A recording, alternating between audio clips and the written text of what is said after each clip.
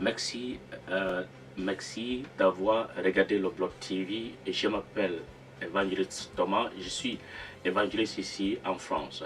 Aujourd'hui, je suis venu pour vous parler encore de comment vous pouvez avoir une bonne relation avec le Saint-Esprit et maintenir cette relation.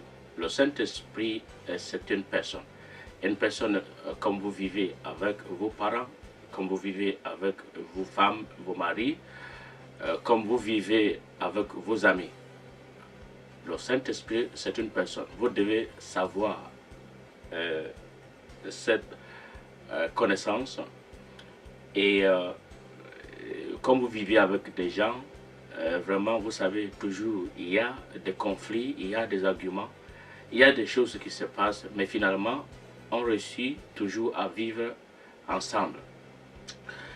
Aujourd'hui, le Seigneur m'a mis dans le cœur de parler avec vous des choses en fait qui peut vous pousser pour donner un autre visage de votre relation avec le Saint-Esprit. Le Saint-Esprit, la première des choses que vous devez savoir, c'est de marcher avec lui, c'est le pardon. Maintenant, peut-être vous ne savez pas des choses que vous pouvez lui demander le pardon. Il y a des choses essentielles que j'ai découvertes qui sont importantes pour lui, pour demander le pardon. La première des choses à toujours demander pardon au Seigneur et Saint-Esprit, c'est le doute. Vous savez, Dieu n'aime pas ceux qui doutent. Je vais vous donner un verset pour que vous puissiez savoir ce qu'ils sont en train de dire concernant le doute. C'est dans Éphésiens 4, verset 30. La Bible dit que or sans la foi, il est impossible de lui être agréable, car il faut que celui qui approche de Dieu croit que Dieu existe et qu'il est le rémunérateur de ceux qui le cherchent sans cesse. Et ça, c'est Hébreux 11, verset 6. Donc, vous-même, vous voyez que vous devez savoir et manifester que Dieu existe. La deuxième des choses, rapidement, c'est la manque de la confiance. Et c'est dans le psaume 130, verset 5. La Bible dit que j'attends le Seigneur. J'attends de tout mon cœur. J'ai confiance à sa parole. Donc, quand vous vivez et que vous avez une relation, et que vous développez une relation avec le Saint-Esprit, vous devez lui faire confiance. La Bible dit que je sais ceux qui m'ont confiance. Vous devez, tous les besoins que vous pouvez avoir dans la vie, tous les projets que vous voulez réaliser, vous devez faire confiance au Saint-Esprit.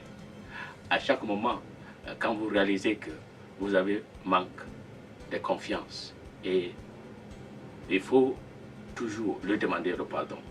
Et la troisième chose, c'est la désobéissance. Vous savez, le Saint-Esprit nous parle. Il est là pour nous enseigner. La Bible dit que c'est un esprit de la sagesse. La Bible dit que c'est notre défenseur. La Bible dit que c'est un esprit de la vérité. Donc, le Saint-Esprit est là pour nous enseigner. Il nous parle. Il nous donne des idées. Et des fois, on n'arrive pas à faire ce qu'il nous dit. Des fois, on fait comme on n'a pas entendu ce qu'il a dit. Donc, ça veut dire que vous avez désobéi Dieu. Donc maintenant, voici un verset qui parle de ça. C'est le 1er Samuel 15, 22. La Bible de Samuel dit, l'Éternel trouve-t-il de plaisir dans l'holocauste et les sacrifices comme dans l'obéissance? La voix de l'Éternel, voici, l'obéissance vaut mieux que les sacrifices. Et l'observation de sa parole vaut mieux que la graisse de bélier.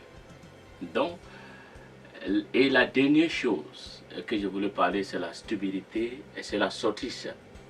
C'est le sottise. Donc, le Seigneur n'aime pas ceux qui sont stupides, ceux qui sont